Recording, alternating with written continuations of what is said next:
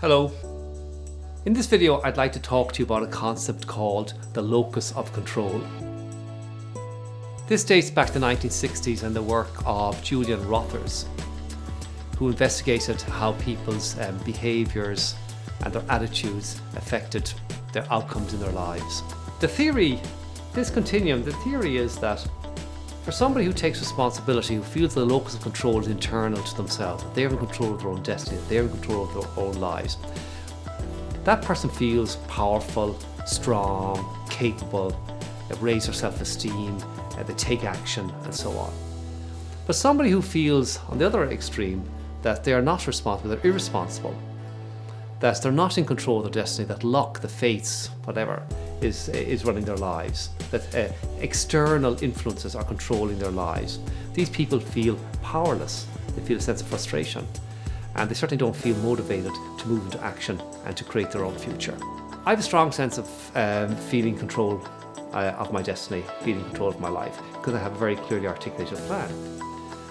Now, don't confuse this with me believing that I'm actually in control of anything that's happening out there. We're not. But here's the point.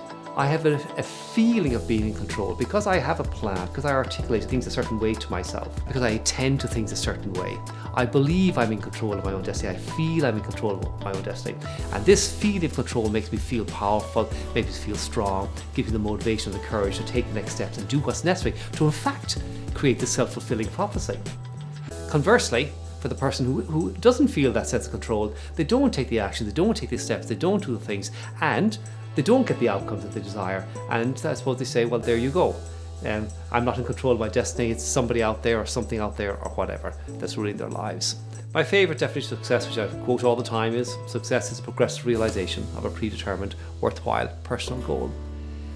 But measuring that success is critical. And let me just talk about a concept here for a moment that relates back to locus of control.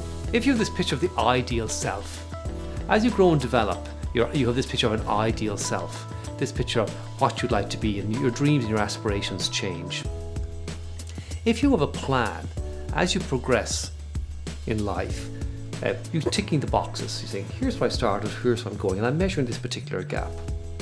There's a sense of being in control, a sense of, yes, I'm doing what's necessary for success, I'm being successful, I'm doing the things right now in the present moment.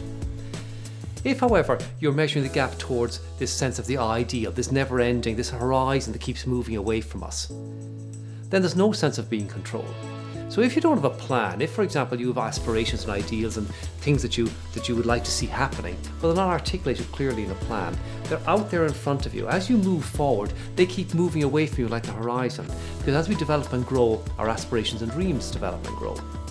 So there's no sense of being controlled, there's no sense of accomplishment, there's no sense of being successful. So this is one of the reasons why the one thing planning is really, really important, or any planning is really important in the context of having a sense of control, so a sense of being successful. When you have a very clearly articulated plan and you're looking backwards, and you say, I'm following the plan, I'm taking the steps, I'm ticking the box, I'm doing what is necessary, there's a real sense of being controlled. It's a feeling, but it's a real sense of being controlled.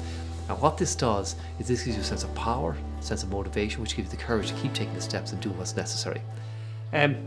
Two people with identical apparent successes could have a very, very different view of the world based on this model, and a very, very different view of whether or not they're in control of what's happening, and a very, very different level of motivation to continue and to keep going to build something.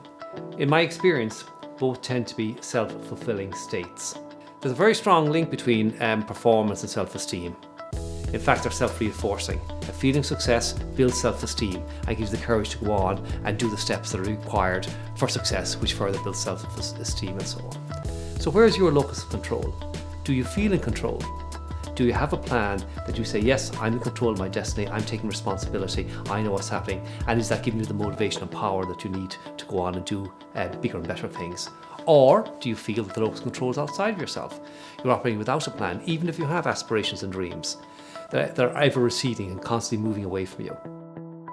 Write a plan, write a one-thing plan, write it now, try it.